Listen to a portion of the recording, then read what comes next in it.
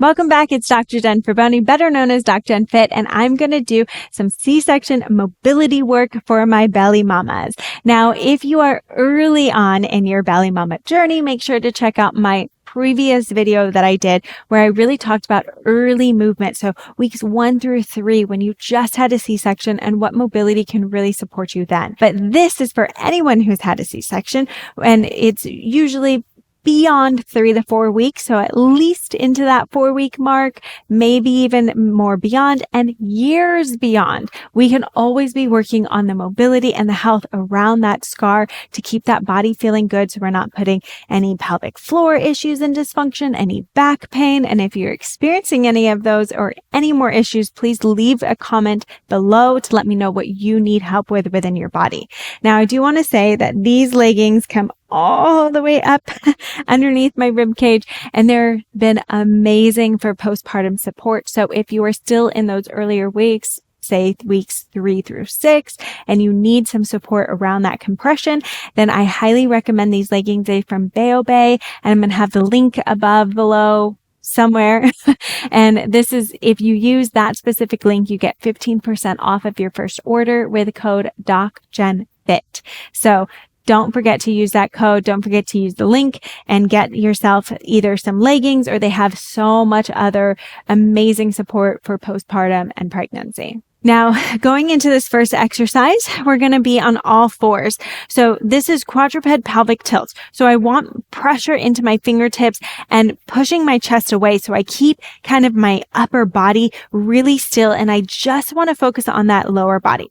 So we're going to focus on some pelvic tilting. So you're going to tuck that tailbone under as much as possible, and then we're going to untuck it. And this is where we really get that stretch onto that scar. So again, still pushing away from the floor, keeping that upper body stable, and we're just focusing on some pelvic tilts. Really getting control through that entire pelvis helps with back pain, SI, pelvic floor dysfunction. Just really not only getting some pressure and mobility around that scar, but it can really help with everything. So gaining that pelvic awareness, going into as full of a range of motion about 10 times for your own body. Then once you feel pretty good with that and you feel like you can get into pretty good extension and putting some pressure on that scar, that's when we then want to go into a full cat-cow. So now with that, you're going to keep that pelvis moving as well. And then you're just going to drop into your shoulder blades, pull their shoulder blades together, get a good stretch. That's where we're really going to get as much more tension onto that scar by pulling in that belly and really stretching that belly, and then completely reversing it into that cow position, tucking that tailbone. So don't forget about that pelvis as you move fully into that cat-cow position about 10 times. And again, here, if you're early on, 3-4 weeks, you might not be moving quite as far, right? You might just be shortening that range and going really small. So you have to listen to where your body is. Say you're even way further months in, but you haven't done any of this work, you might still be in a smaller range of motion, and that's okay. You don't want to put too much pressure. So you just want to feel the stretch, go right to the right until you feel that stretch, and then back off. Okay. So we're just starting to move and mobilize the tissue around. It's going to help not only when we're doing some scar sensitization and mobilization with our hands, but also mobility. And then we're going to go all the way to the floor. So this especially is later when you feel more comfortable laying on that scar.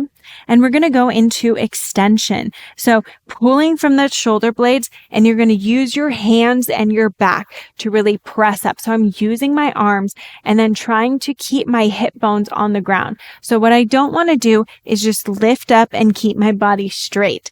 Okay. I want to keep those hip bones on the ground and really reach and extend from that upper back, upper chest, and then go into where I can feel that restriction either around my belly region or down into my scar. And then I come right back down. Okay. So this is active extension for that upper back, using and assisting a lot with those arms. Okay.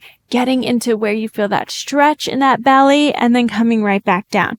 So this is great mobility work, not only for that scar tissue, but for the abdomen, the chest and the back. Great mobility work for the back here. Okay. And this can be done about 10 times. And all of these you can do, all throughout the day. We just have one more that's really going to be supportive for the body. Last exercise that's really great because it's going to get that entire kind of side body and front of the body is a standing hip flexor stretch.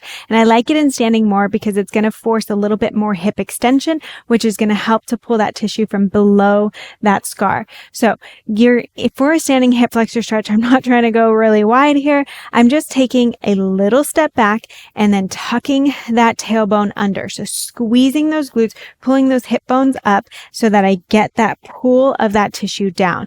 Now to get the pull of the tissue up, I'm going to reach this top arm up as high as I can, keeping that back leg straight, little bend for support in the front leg. I'm going to reach up to the ceiling and then over. And then to get even more or a little bit of stretch mobility, I want to take some breath. So taking a deep breath in, feeling that expansion, breath out, and see if you can reach and lean just a little bit more. Okay. So just about 3 breaths here, and you can do it about 2 to 3 times on each side, and you're going to help to get that opening and that stretch across that scar from the side and in the front.